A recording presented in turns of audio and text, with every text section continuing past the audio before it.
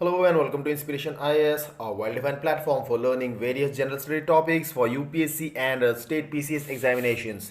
This is daily news analysis for January 21st to 24th, 2022. यहाँ पे हम लेकर आते हैं the Hindu, Indian express, PIB and Assam Tribune जैसे इंपॉर्टेंट सोर्सेस से डेली करंट अफेयर कंपाइलेशन एक डिटेल एंड कम्प्रिहेंसिव वे में। अगर आप पर्सनली मेरे साथ जुड़ना चाहते हो तो आप फॉलो कर सकते हो मुझे, मेरा ट्विटर हैंडल रूपक मजुमदार, या फिर विजिट कर सकते हो मेरे टेलीग्राम चैनल @SirRupak। यहाँ पे आपको मिलते हैं मेरे सारे वीडियोस के dedicated PDF notes. Inspiration IAS आपको प्रोवाइड करता है डेली एमसीक्यूज एंड विश्लेषण जो आप अवेल कर सकते हो by directly visiting our official website www.inspirationis.org, या फिर फॉलो कर सकते हो हमको आप सोशल मीडिया प्लेटफॉर्म्स के जरिए।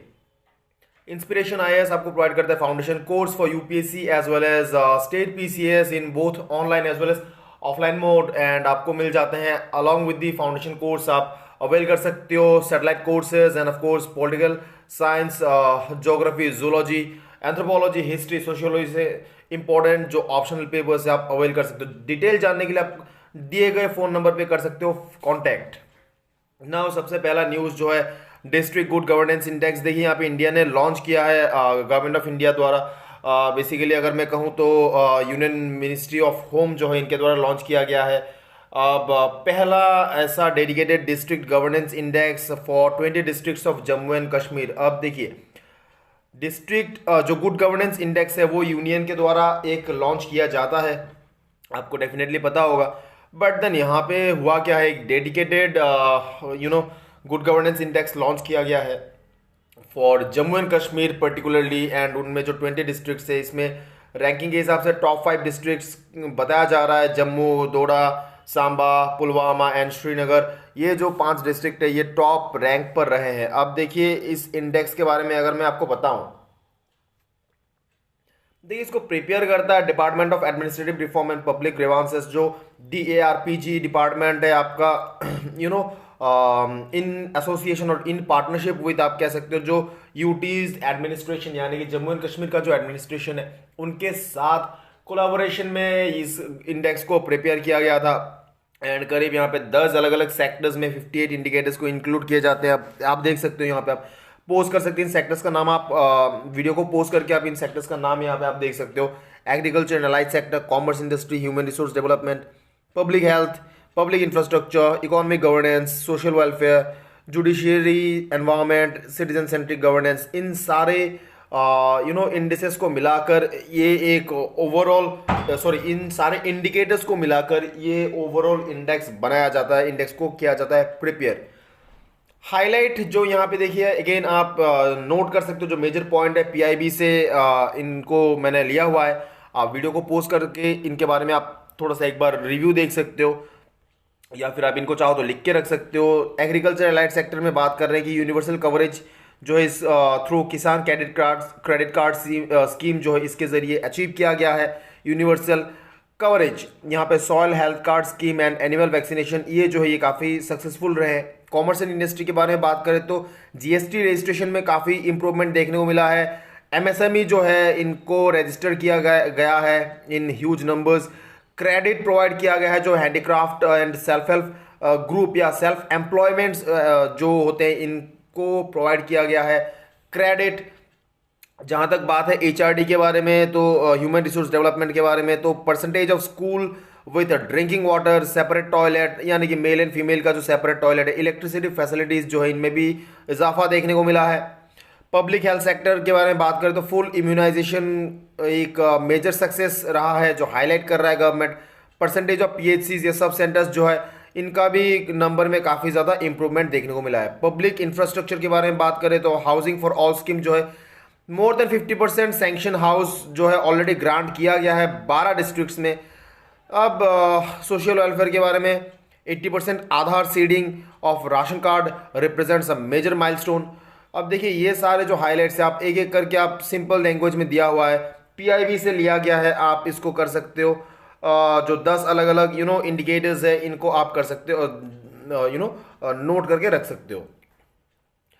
अब देखिए इससे होता क्या है, अब जो इंडेक्स है इससे कहा जा रहा है कि एक कंपिटेटिव स्टिम्युलस मिलेगा अलग अलग डिस्ट्रिक्ट्स में। अब देखिए जैसे कि हम बात करते हैं 10-20 यहाँ पे डिस्ट्रिक्ट्स को लेकर हम एक इंडेक्स बना रहे हैं एंड बेसिकली हम हाईलाइट कर रहे हैं कि कौन से सेक्टर में कौन सा डिस्ट्रिक्ट कितना अच्छा परफॉर्म कर रहा है, तो अकॉर्डिंगली हम उनको रैंक प्रोवाइड कर रहे हैं। सो ऐसे में होता क्या है, there is a competitive stimulus between the, एक हेल्दी कंपटीशन जनरेट होता है बिटवीन द डिस्ट्रिक्ट्स एंड इससे क्या होता है, जिन इंडिकेटर्स में कोई भी डिस्ट्रिक्ट अगर पीछे है तो उन पर्टिकुलर एरियाज को टारगेट करके टैप करके ये अपना परफॉर्मेंस कर सकते हैं इम्प्रूव। सो कहीं ना कहीं इससे कहा जा रहा है कि जो ओवरऑल जम्मू एंड कश्मीर जो यूटी है यहाँ पे एक होलिस्टिक डेवलपमेंट यहाँ पे एक्सपेक्ट कर रहे हैं हम एक कंपिटेटिव स्टिम्युलस के जरिए। आपके लिए मैं ये पढ़ देता हूँ क्या हो रहा है। देखिए, अब देखिए, नेशनल गुड गवर्नेंस इंडेक्स, जैसे कि ऑलरेडी मैंने बताया था, ये भी मिनिस्ट्री ऑफ होम के द्वारा रिलीज किया गया था दिसंबर 25, 2021 को।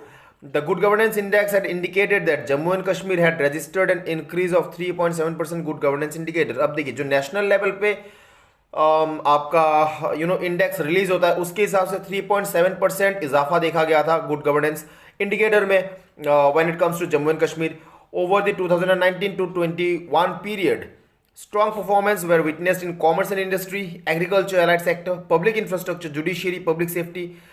इन सब सेक्टर में काफी ज्यादा इंप्रूवमेंट देखने को मिला था। Significant improvements were reported in ease of doing business, tax collection, skill training etcetera etcetera. There were improvement in conviction rate, disposal of court cases and proportion of women police personnel, citizen centric governance. अब देखिए, हम बात कर रहे हैं Jammu and Kashmir के बारे में पर्टिकुलरली, हम इतना ज्यादा फोकस क्यों? अब सिंपल सी बात है, देखिए, after the abrogation of statehood of Jammu and Kashmir, यहाँ पे जब यूटी लाया गया, अब जो भी रीअरेंजमेंट हुआ आपको पता है ऑलरेडी इसके बारे में, तो इसके बाद कई सारे ऐसे प्रोटेस्ट देखने को मिले। कहा गया था, कुछ लोग ये क्रिटिसाइज कर रहे थे कि इस तरह से थ्राइव नहीं कर पाएगा जो एडमिनिस्ट्रेशन है या लोकल लेवल पे जो आपका डेवलपमेंट है वो कुछ हो नहीं पाएगा। सेंटर को काफ़ी ब्लेम किया जा रहा था। सो कहीं ना कहीं ये जो इंडिकेटर्स है ये दर्शाता है कि नहीं, ऐसी कोई बात नहीं है।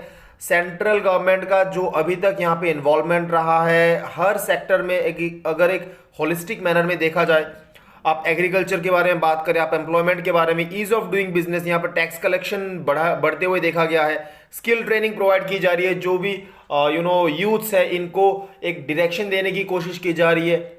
अब अक्सर कई बार ऐसे होता है कि अनएम्प्लॉयड यूथ्स, जैसे कि देखा जाता है कुछ अनवांटेड डायरेक्शन में वो मूव कर जाते हैं, स्टोन पेल्टर्स एंड ऑल हमने देखा है ऐसे कुछ इंसिडेंसेस। तो कहीं ना कहीं अगर उन यूथ्स को हम प्रॉपर गाइडेंस दे पाए, एक डायरेक्शन, उनका जो एनर्जी है उसको चैनलाइज कर पाए, तो कहीं ना कहीं एक ओवरऑल जो डेवलपमेंट है, होलिस्टिक डेवलपमेंट है, उसको अचीव किया जा सकता है। And most importantly citizen centric governance के जरिए हम डेवलप करना चाहते हैं यहाँ पे trust. Basically it is a trust building measure, जिसके जरिए आप ज्यादा और अगले आने वाले टाइम में और बेहतरीन आप यहाँ पे इंप्रूवमेंट देख सकते हो। So this is the holistic approach for dedicated behind the dedicated district good governance index, जो सॉरी जो आपका ओवरऑल जो आप अगर इसको होलिस्टिकली देखो तो।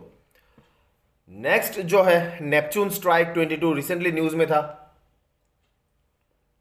अब देखिए, एग्जाम में इस टाइप के क्वेश्चंस अगेन पूछे जाते हैं। मैंने अपने लास्ट वीडियो में भी ये बताया था कि दिस फॉलोइंग टर्म जो है ये किससे रिलेट करता है। अब नेपच्यून आप देख के आप सोचोगे कहीं ये एस्ट्रोनॉमिकल कुछ रिसर्च एंड ऑल या फिर किसी स्पेस मिशन से तो रिलेटेड नहीं है। और देखिए, बिल्कुल नहीं।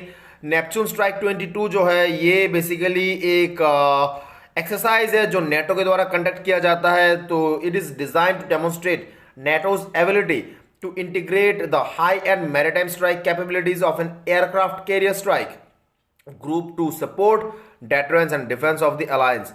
अब देखिए, हुआ क्या है, आपका जो मेडिटेरेनियन सी है यहाँ पे 24 जनवरी से 4 फरवरी तक का एक शेड्यूल रखा गया है, जहाँ पे नेटो जो कंट्रीज है ये अपना कैपेसिटीज शो करेंगे इन टर्म्स ऑफ देयर जो एयरक्राफ्ट कैरियर स्ट्राइक ग्रुप है, इनके मदद से या फिर इनको इंक्लूड करते हुए ये शो करेंगे अपना स्किल्स, अपना जो भी कैपेसिटी है इसको ये दर्शाएंगे यहाँ पे। बेसिकली ये एक military exercise, defence exercise better आप इसको कह सकते हो। अब इसको जो देखो डिजाइन किया गया है to integrate high end maritime strike capabilities of an aircraft carrier, जो स्ट्राइक कैपेबिलिटीज होगा जो एयरक्राफ्ट कैरियर स्ट्राइक ग्रुप का, to support the deterrence and defence of the alliance. अब यहाँ पे बेसिकली हम इसको बात क्यों कर रहे हैं, देखिए अब पिछले कुछ टाइम से यूक्रेन रशिया का एक हमने देखा है इन्वॉल्वमेंट या फिर मिलिट्राइजेशन देखा है हमने बॉर्डर एरिया में।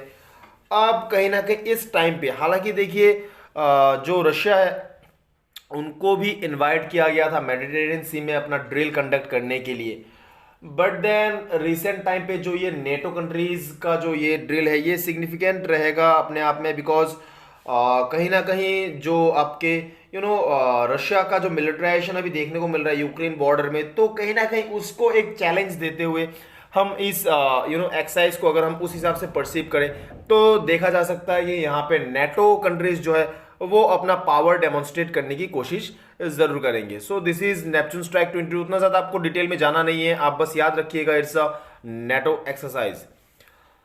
Next very very very important GS paper 1 के लिए आर्ट एंड कल्चर में यहाँ से सवाल आप एक्सपेक्ट कर सकते हो।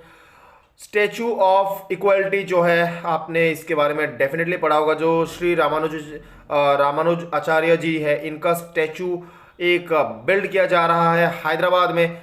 प्राइम मिनिस्टर मोदी जी ने इसको अनवेल किया था। 216 फीट का जो स्टैचू ऑफ इक्वालिटी का नाम दिया गया है। यहाँ पे जानेंगे हम डिटेल में, देखिए क्या हो रहा है यहाँ पे। दुनिया का सेकेंड टॉलेस्ट स्टैचू है जो कि एक सीटिंग पोजीशन में बनाया जा रहा है ऑफ पंच लोहा, मीनिंग 5 मेटल कॉम्बिनेशन से इसको बनाया जाएगा। Gold, copper, silver, brass and zinc के मदद से इसको बनाया जाएगा। एंड जो इनर सैंक्टम है deity of Sri Ramanujaचार्य, it is built of 120 kilos of gold. This commemorates the 120th year of saint, जो सेंट है he spent on earth. So 120 years जो उनका उनका जो लाइफ स्पैन रहा है उसको कोमेमोरेट करते हुए हम कहीं ना कहीं एक स्टैचू बना रहे हैं जहाँ पे 120 किलो गोल्ड का इस्तेमाल करते हुए जो कोर सैंक्टम है उसको बनाया जाएगा। एंड श्री रामानुजाचार्य जी जो है इनका एक स्टैचू बनाया जाएगा 216 फीट का, जो दुनिया में सेकेंड टॉलेस्ट स्टैचू होगा। श्री रामानुजाचार्य जी के बारे में अगर मैं आपको बताऊं तो इनका जन्म हुआ था तमिलनाडु का जो श्री पेरुम्बदूर है, यहाँ पे आपका 1017 एडी में इनका जन्म हुआ था। ही was a great social reformer. इनका जो लाइफ का ऑब्जेक्टिव था ना, टू इनकलकेट द वैदिक way of life into the heart of people. इन्होंने बेसिकली यूनिवर्सल ब्रदरहुड को प्रोपगेट किया था। एंड ये स्टैचू ऑफ इक्वालिटी क्यों बनाया जा रहा है, देखिए जो यूनिवर्सल ब्रदरहुड कहिए या फिर अनटचेबल्स, इन्होंने ही use to treat the untouchables at par with the elite. And इसके चलते एक्चुअली इनका जो गुरुजी थे यमुनाचार्य जी, श्री यमुनाचार्य जी, इन्होंने इनको एक टाइटल दिया था, रामानुजाचार्य जी को एक टाइटल दिया था, एम्पेरुम अनर नाम का एक टाइटल दिया था। बेसिकली इसका मीनिंग था, जो एम्पेरुम अनर है इसका मीनिंग होता है कि you are ahead of all, you are ahead of us.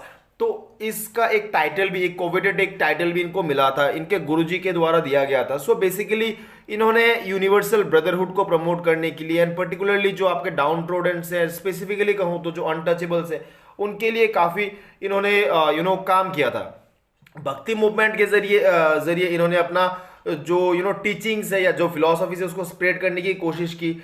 He was a great saint philosopher, actually एक थियोलॉजियन थे, सोशल रिफॉर्मर बेसिकली। एंड इनका ये जो फॉलो करते थे विशिष्ट अद्वैत स्कूल ऑफ वेदांता, ये फॉलो करते थे। He was a chief proponent of this particular school. कई सारे इनके मैसेजेस थे, जैसे कि serving all being as serving to God, सारे जो इंडिविजुअल्स है उनको सर्व करो just like you serve your God, serve the society which is universal form of God, ये भी उनका एक मैसेज था। Then he used to say that as an individual you should not humiliate anyone. Then he used to एक और उनका message था कि what is supreme importance is purity of mind। ये सारे कुछ मैसेजेस थे इन्होंने जो अपने जो इनको सुनने वाले थे, लिसनर्स थे, इनको इनके जरिए इन्होंने स्प्रेड किया था। बहुत सारे राइटिंग्स है, इन्फ्लुएंशियल टेक्स्ट इनके नाम से। अब देखिए इन्होंने जो नवरत्नास कहा जाता है, 9 ऐसे स्क्रिप्चर्स लिखे थे। कुछ यहाँ पे मैंने आपके लिए हाईलाइट कर रखा है। वेदार्थ जो संग्रह, या फिर श्री भाष्य, गीता भाष्य, वेदांत दीपा, वेदांत सारा, एंड इस तरह से 9 अलग अलग नित्य ग्रंथ वगैरह अलग अलग इन्होंने इन्फ्लुएंशियल काफी टेक्स्ट लिखे थे, जिनको ऑल टुगेदर नवरत्न के नाम से जाना जाता है। बात करते हैं विशिष्ट अद्वैत स्कूल के बारे में। तो देखिए, ये नॉन डुअलिस्टिक स्कूल है वेदांत फिलोसॉफी का। यहाँ पे बेसिकली नॉन डुअलिज्म को फॉलो किया जाता है, that is of qualified as a whole in which Brahman alone exist. They talk about non dualism but it is characterized by multiplicity. Now, it can be described as a qualified monoism or qualified non-dualism or attributive monoism से भी इसको जाना जाता है। The school of Vedanta philosophy which believes in all diversity subsuming to an underlying unity, जो इनका basic message भी था कि serving all being as serve all being as serving to God. इनका जो मैसेज था वो इस फिलोसॉफी से भी आप कोरिलेट कर सकते हो। जो विशिष्ट अद्वैत स्कूल है ये भी कहता है कि all diversity are subsumed into an underlying unity. सारे जो इंडिविजुअल्स है वो कहीं ना कहीं एक सिंगल यूनिटी से जुड़े हुए हैं। तो यहाँ से उनका मैसेज भी आप समझ सकते हो कि what he used to propagate. So this is all about Guru Sri Shankaracharya ji and Vishishta Advaita. यहाँ पे जो मैंने आपको बताया है, देखिए एग्जाम पॉइंट ऑफ व्यू से काफ़ी इंपॉर्टेंट हो सकता है। नवरत्नस के बारे में आपसे सवाल पूछ सकते हैं प्रीलिम्स में अगर बात करें, एंड या फिर उनका जो मैसेजेस रहा था, serve all being as serving to God, serve the society which is the universal form of God, do not humiliate anyone, या फिर what is of supreme importance is the purity of mind. ये सारे इनके जो thoughts थे, जो messages थे, आप कहीं ना कहीं जीएस पेपर 1 में अगर आपको पूछा जाता है इनसे रिलेटेड क्वेश्चन, तो आप इनको कर सकते, इन पॉइंट्स को यूज कर सकते हो। नेक्स्ट न्यूज यहाँ पे हम डिस्कस करेंगे first ever international day for education. इसको सेलिब्रेट किया गया था। देखिए 2019 में, अभी रिसेंटली न्यूज में था, क्योंकि 4th एडिशन जो है इसका फोर्थ एडिशन जो है इसको हम सेलिब्रेट कर रहे हैं, and international day of education को सबसे पहला 2019 में किया गया था by resolution passed by United Nation General Assembly on 3rd of December आपका 2018 में। इसको UNGA के द्वारा पास किया गया था, एंड इसी के चलते हम अभी 4th एडिशन को इस साल हम फॉलो कर रहे हैं, हम सेलिब्रेट कर रहे हैं।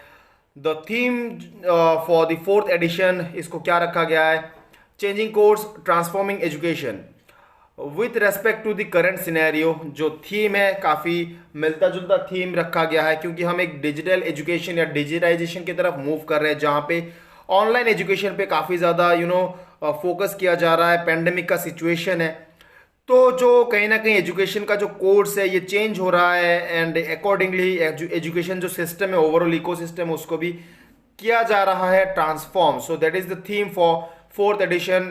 This celebration is led by UNESCO के द्वारा ये ऑर्गेनाइज किया जा रहा है, इसको लीड किया जा रहा है। अब देखिए इंडिया जो इनका अपना नेशनल एजुकेशन डे है, जो 11 नवंबर को सेलिब्रेट किया जाता है, आपको पता होगा, जो अबुल कलाम आज़ाद जी है इंडिया का पहला एजुकेशन मिनिस्टर, उनको कोमेमोरेट करते हुए उनका जो बर्थडे है, बर्थ एनिवर्सरी है, उसको कोमेमोरेट करते हुए हम 11 नवंबर को फॉलो करते हैं जो अपना खुद का नेशनल एजुकेशन डे है। यूनेस्को देखिए, अब देखिए ये जो आपका एजुकेशन सिनेरियो बता रहे हैं, यूनेस्को जो है इनका अपना फ्यूचर ऑफ एजुकेशन रिपोर्ट, जो डेडिकेटेड रिपोर्ट है यूनेस्को के द्वारा पब्लिश किया जाता है, यहाँ पे इन्होंने एक हाईलाइट प्रोवाइड किया था, जो इस रिपोर्ट में इंक्लूड किया गया है। Transforming the future requires an urgent rebalancing of our relationship to each other with nature as well as with the technology that permeates our lives, bearing breakthrough opportunities while raising serious concerns for equity, inclusion, democratic participation। Last 3 word पे आप ध्यान दीजिएगा, equity, inclusion and democratic participation. So जो basically कह रहे हैं according to UNESCO का जो ये फ्यूचर ऑफ एजुकेशन रिपोर्ट है, कि देखिए जो एजुकेशन सिनेरियो है ना, ओवरऑल ये जो लैंडस्केप है वो चेंज हो रहा है, एंड जो फ्यूचर है हमारा ये डिपेंड करता है कि किस तरह से हम चीज़ों को बैलेंस करते हैं, एक दूसरे के साथ कम्युनिकेट करके आगे बढ़ने की कोशिश करते हैं। क्योंकि इस दौर पे जब हम चेंज ट्रांसफॉर्मेशन की तरफ मूव कर रहेंगे तो यहाँ पे सबसे बड़ा जो हमारे लिए क्वेश्चन अराइज होगा, equity, inclusion and democratic participation. In this period of कोविड-19 हमने डिफरेंसेस देखा है government and private sector schools के बीच में।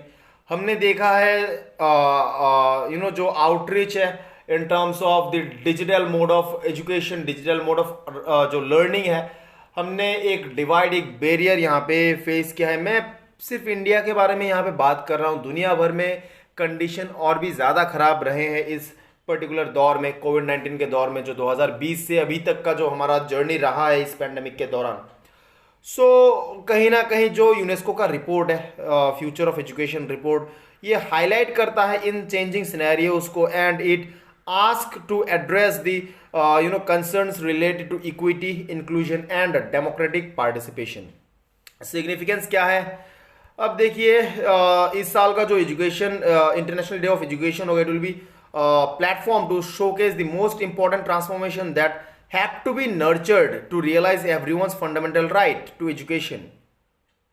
जो प्लेटफॉर्म है ओवरऑल ये कोशिश करेगा कि आपका जो राइट टू एजुकेशन है उसको किस तरह से हम नर्चर कर पाए, जो एक इंसान का फंडामेंटल राइट होता है, बेटर एक्सेस प्रोवाइड किया जाए। क्या यहाँ पे हम टेक्नोलॉजिकली या फिर क्या यहाँ पे हम प्रिंसिपल्स डेवलप कर सकते हैं, उसको हाईलाइट किया जाएगा। देन यहाँ पे बात करते हैं, it will generate a debate around how to strengthen the education as a public endeavour and common good, जो कि नॉन डिनाइबल गुड कैटेगरी में आप रखोगे इसको। हर एक इंडिविजुअल को राइट होगा, इक्वल राइट होगा to have access to quality education. How to steer the digital transformation, again मैंने इसके बारे में कहा है। सपोर्ट द टीचर्स, हमने अगेन इस दौरान देखा है बहुत ही qualified teacher, well qualified teacher, लेकिन जब डिजिटल मोड ऑफ एजुकेशन में हम शिफ्ट कर गए तो कई सारे दिक्कतें फेस किए। तो अकॉर्डिंगली जो ट्रेनिंग, स्किल डेवलपमेंट या सपोर्ट है, जो टीचर्स, जो भी क्वालिटी टीचर्स है with this changing scenario, changing landscape, उनको किस तरह से सपोर्ट प्रोवाइड किया जाएगा to adopt with this changing scenario. safeguard the planet and unblock the potential in every person to contribute to collective well-being and our shared home। So this is the overall significance for these particular years International Day of Education। Last ने यहाँ पे जो हम news बात करेंगे, अर्थ 6th mass extinction. Recently ये news में था, एक्चुअली एक जर्नल में इसके बारे में आया था, छठा मास एक्सटिंक्शन के बारे में। अब जो जर्नल है बायोलॉजिकल रिव्यू में इसको पब्लिश किया गया था। कहा जा रहा है कि पिछले 5 मास एक्सटिंक्शन में कहीं ना कहीं जो फैक्टर्स थे उनके कंपैरिजन में इस बार का जो 6th मास एक्सटिंक्शन है, ह्यूमन इंड्यूस्ड या एंथ्रोपोजेनिक मास एक्सटिंक्शन के नाम से इसको कहा जा रहा है, क्योंकि जो भी एनवायरनमेंट में चेंज लाए जा रहे हैं मोर और less they are guided by human activities. So कहीं ना कहीं इस रिपोर्ट में हाईलाइट किया जा रहा है what can be the causes of mass extinction, कौन से प्रजातियां हैं जो ज्यादा वल्नरेबल हैं इस दौर पे। तो बात करेंगे इसके बारे में। देखिए, रिपोर्ट जो कि बायोलॉजिकल रिव्यू में पब्लिश हुआ था, ये कहता है कि mass extinction crisis is underway on the planet earth. It could have already lost around 13% of total species. जितने सारे प्रजातियां मिलते हैं उनके करीब करीब 13% जो प्रजाति है ऑलरेडी हम खो चुके हैं, and the process is still going on.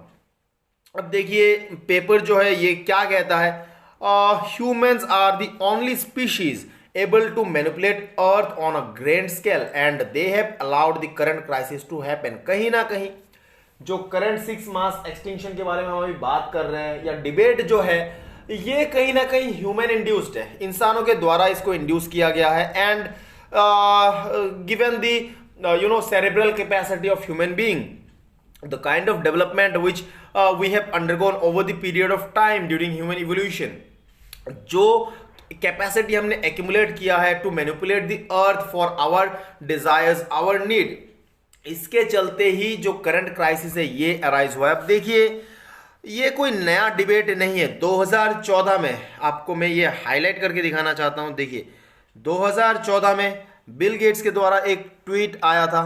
अब इस न्यूज़ को हम अभी पढ़ रहे हैं, but then this news is nothing something which is very new to us. Bill Gates के द्वारा एक ट्वीट था, there have been 5 mass extinctions in earth history, could human activity lead to sixth. देखिए, इसे कहते हैं जो आपका जो आप फ्यूचरिस्टिक जो आपका व्यू होता है, आप दूर का सोच सकते हो, देख सकते हो।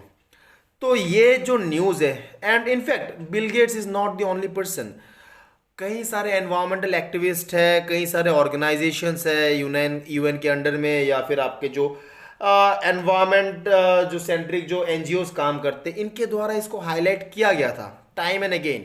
नाउ रिसेंटली ये फिर से न्यूज़ में रहा है। सो पुराने जितने सारे पॉइंट्स थे ये दोबारा वापस रीसर्फिस हो रहे हैं। पुलित्जर प्राइज विनिंग एक किताब आया था एलिजाबेथ कोलबर्ट का, the sixth mass extinction and unnatural history. देखिए, अननेचुरल हिस्ट्री कहा जा रहा है, this is something not which is natural. क्या कहता है ये book, the sixth mass extinction and unnatural history? ये कहता है, इसमें हाईलाइट किया जाता है that this is the first such event to be caused entirely by human. अब कोई ऐसा वैसा बुक नहीं है भाई, देखो ये पुलित्जर प्राइज विनिंग बुक है। अब यहां पे हाईलाइट किया जा रहा है, we are not just another species evolving in the face of external influence.